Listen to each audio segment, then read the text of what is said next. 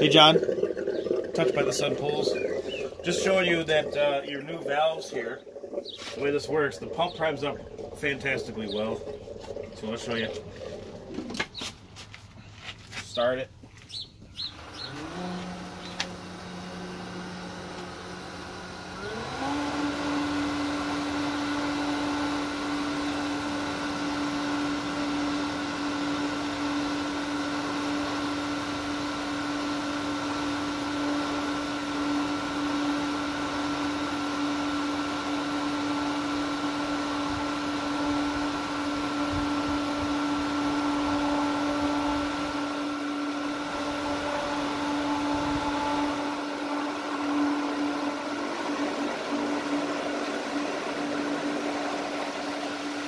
As you can see, primed up in about 40 seconds.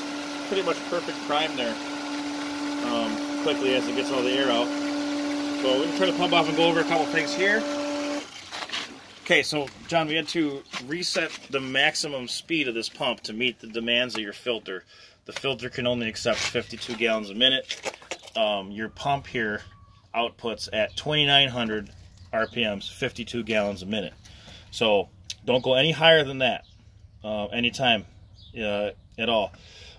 With your new valves, you should have plenty of suction to vacuum and such like that. Reason being, we had the only filter we could fit in here is this one here, so we had to go with the smaller size and gallons per minute rate. So we're going to leave the system off. You can go through and program the speeds that you want at the times you want. Just do not exceed 2,900 RPMs. Okay? So John, new heater. Good news, works fine. Throughout the RPM range that your pump can produce from 2,100 RPMs to 2,900 RPMs. Any lower than that is probably not going to fire because it needs a certain amount of water pressure going through it in order to meet the demands of the unit here for it to fire for you. So anyway, very easy to use. Press this button right here to select cool mode, which is the second light down. Select your set temperature. Your set temperature will be flashing. You'll hear the blower start up down in here, which this door will be on there, so you won't actually see that. The temperature will flash while it's firing. Once it fires, it will go back to your current water temperature, okay?